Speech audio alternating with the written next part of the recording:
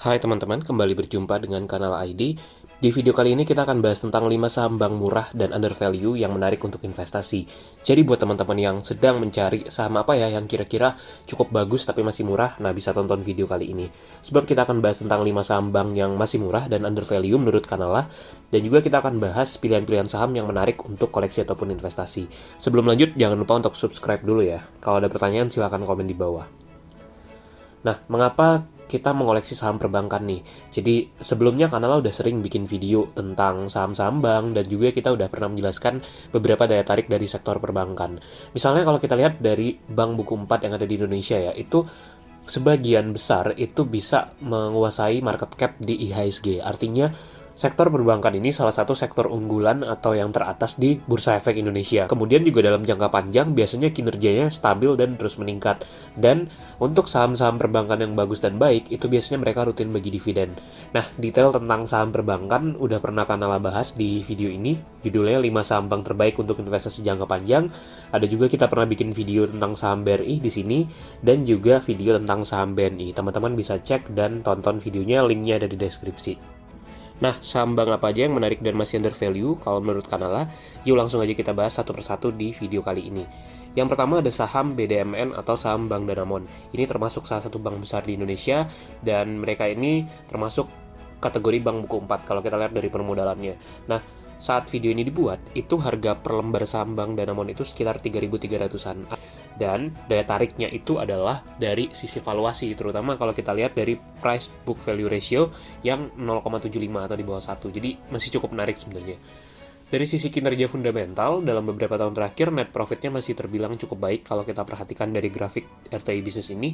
Itu revenue-nya masih oke lah, net profit juga masih naik, dan dari segi aset pun masih mencatatkan pertumbuhan, terutama kalau kita lihat sejak tahun 2016. Nah, ini yang menarik nih, ternyata EPS-nya itu masih terus bertumbuh dari 2015 sampai 2019 kemarin, dengan payout ratio dividen yang juga cukup menarik, sehingga dividennya pun masih terus meningkat dari tahun ke tahun. Jadi buat yang mencari pertumbuhan net profit dan dividen, kinerja Bank Danamon ini termasuk kriteria yang oke. Dari sisi rasio profitabilitas, sebenarnya kalau kita perhatikan di sini, itu memang ada penurunan dalam 2018 dan 2019. Apalagi di 2020 ini juga ada pandemi COVID yang menyebabkan kinerjanya juga pasti akan menurun. Nah, dari ROE pun juga masih cukup oke, walaupun tidak sebaik bank buku 4 lainnya kalau kita perhatikan. Nah, ini tadi data EPS-nya, kinerja di 2020 diperkirakan akan menurun dan bank-bank memang mengalami penurunan kinerja di 2020. Kita nanti tunggu di kuartal 4 seperti apa, tapi mudah-mudahan kinerjanya bisa lebih baik dengan payout ratio dividen yang masih cukup terjaga dengan baik ya di sini. Nah, ini ada catatan histori pembayaran dividen dari Bank Danamon ini. Jadi mereka ini sudah rutin membayar dividen sejak belasan tahun yang lalu dan mereka konsisten dengan nilai dividen yang dibayarkan. Jadi buat yang tertarik sama dividen, mungkin juga bisa lihat saham Bank Danamon ini. Nah, ini untuk detail valuasi, profitability, dan liquidity-nya juga. Kalau dari price-earning ratio memang ya ada di belasan kali ya, karena laba bersihnya turun. Tapi yang kita lihat di sini adalah price book value ratio. Selagi masih di bawah 1 dan kinerja banknya masih oke, bisa dikategorikan sebagai under value kalau menurut Kanala ID. Nah, kesimpulannya, kalau menurut Kanala, kinerjanya cukup baik fundamentalnya ya. Net profitnya juga masih terus bertumbuh, dia rutin bagi dividen, dan secara PBV dia under value. Jadi, kalau Anda belum koleksi saham perbankan atau Anda lagi nyari bank yang under value, ini bisa masuk radar Anda sebenarnya. Yang kedua ada Bank BTPN. Ini juga termasuk bank yang besar dan ini juga cukup populer bank ini karena dia punya Genius kalau Anda tahu. Nah, itu salah satu bagian dari BTPN ini juga. Per lembar sahamnya itu harganya sekitar 2.600-an ketika video ini dibuat. Dan mayoritas sahamnya dimiliki oleh Sumitomo Mitsui Banking Corporation. Nah, valuasi PBV-nya juga di bawah 1, khususnya di 0,71. Jadi, termasuk cukup menarik untuk dipertimbangkan.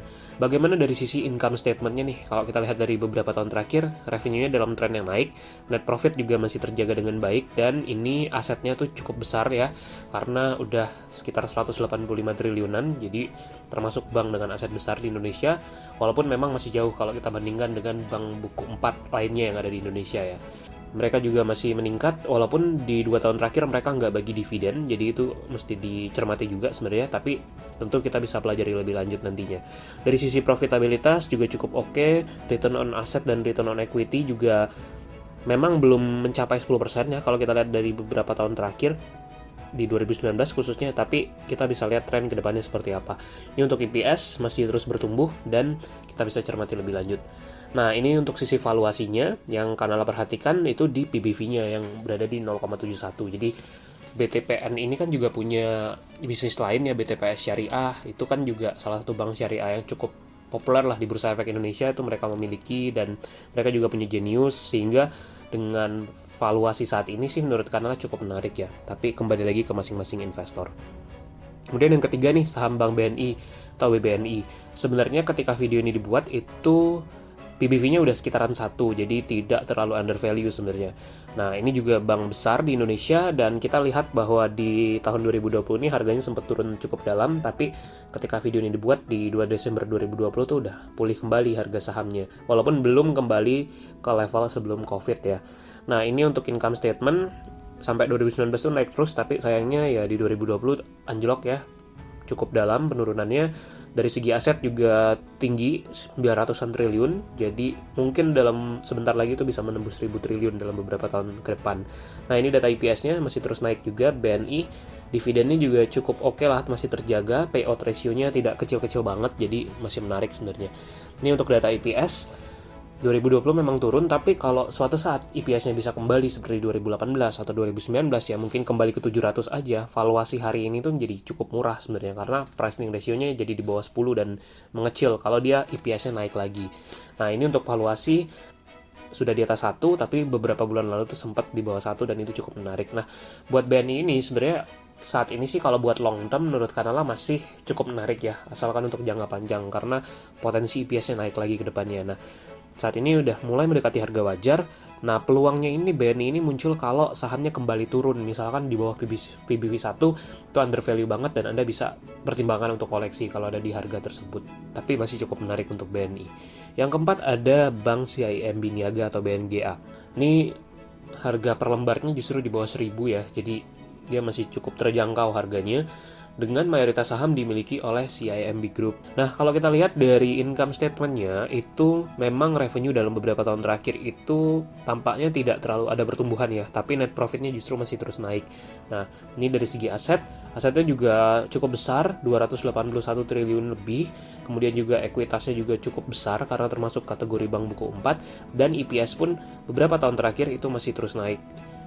Mereka juga bagi dividen di 2019, jadi ada histori pembagian dividen. Nah, ini untuk grafik profitabilitasnya, untuk grafik ROE dan ROA juga, yang merah dan hijau Anda bisa perhatikan itu ROE dan juga ROA dari BNGA ini. Kita tahu bahwa ROE dan ROA itu salah satu hal yang bisa kita gunakan untuk mengukur seberapa efektif perusahaan dalam menghasilkan net profit dari ekuitas dan aset yang mereka miliki. Ini untuk data EPS-nya, bisa kita lihat di sini, dengan dividen payout ratio yang juga sekitar di atas 25% ya, jadi mereka juga masih bagi dividen. Nah, bagaimana dengan valuasi? Nah, yang justru menarik itu adalah valuasi PBV-nya, yaitu 0,54. Walaupun sebelum pandemi COVID pun, seingat Kanala, memang BNGA ini biasanya dihargai di PBV di bawah 1, dan dari pricing ratio juga masih cukup menarik ya, ada di 8 kali, jadi ini juga bisa jadi bahan pertimbangan. Tapi tentu karena ini sifatnya masih secara umum, perlu analisis yang lebih detail nantinya. Yang kelima ada saham BNBA, Bank Bumi Arta. Ini memang tidak seterkenal beberapa bank yang sudah kita sebutkan, tapi dia termasuk salah satu bank yang ada di Bursa Efek Indonesia juga. Harga per lembarnya itu sekitar 370-an lah, mungkin 40.000 Anda udah bisa beli satu lot. Ini komposisi pemegang sahamnya, teman-teman bisa lihat di sini. Nah, langsung aja kita cek dari income statement. Memang ini banknya masih relatif kecil ya kalau kita lihat, karena revenue dan net profitnya pun juga tidak besar sebenarnya. Dan memang 2019 itu menurun kalau kita lihat dari 2018. Dari segi aset pun juga masih cukup mini lah kalau untuk perbankan ya. Kalau kita lihat asetnya itu sekitar 7 triliunan, dan ekuitasnya juga di bawah itu. Nah, ini untuk data EPS kalau kita perhatikan teman-teman, sampai 2018 itu masih naik, tapi 2019 turun. Cuman yang menarik adalah emiten ini tuh konsisten membagi dividen setiap tahun, jadi dia cukup baik lah dalam membagi dividen kalau kita lihat. Ini untuk grafik profitabilitas memang ada penurunan kalau kita perhatikan, baik dari ROA dan juga ROE, dari net profit margin dan operating profit margin juga ada penurunan. Nah, kalau kita lihat ini EPS-nya nih, ketika 2018 tuh sempat 40, tapi 2019 turun, 2020 juga diperkirakan akan turun. Namun kalau suatu saat misalnya bisa kembali ke EPS 30 atau 40, tentu valuasinya di saham ini jadi lebih menarik gitu. Nah, yang menarik adalah PBV-nya itu 0,58, jadi dihargai diskon yang cukup dalam ya dari book value-nya. Kemudian price earning ratio memang belasan kali karena labanya turun. Untuk rasio-rasio lain juga bisa teman-teman perhatikan, termasuk dividend yield-nya, walaupun cukup kecil ya, hanya di bawah 2% ya. Tapi kalau kita perhatikan, ini konsisten bagi dividen dalam beberapa tahun terakhir, dan mereka juga rutin bagi dividen. Tentu ini menjadi nilai plus untuk emiten ini. Karena kan banyak ya emiten yang undervalue banget, tapi dia nggak bagi dividen. Nah, itu tentu nggak menarik sebenarnya buat investor. Simpulannya apa? Untuk video kali ini, kalau menurut Kanala, itu saat ini harga saham tuh udah mulai kembali ke harga wajarnya. Tidak banyak saham yang benar-benar undervalue, khususnya di sektor perbankan ya, karena udah mulai pulih. Tapi masih ada beberapa yang bisa kita pertimbangkan sebenarnya. Kalau untuk target jangka panjang, saham-saham tadi itu masih menarik untuk dipertimbangkan atau dikoleksi, karena prospeknya ketika EPS-nya pulih lagi, maka valuasi yang ada hari ini tuh menjadi murah gitu. Dan ingat, penurunan harga justru jadi kesempatan untuk beli saham bagus yang sedang diskon.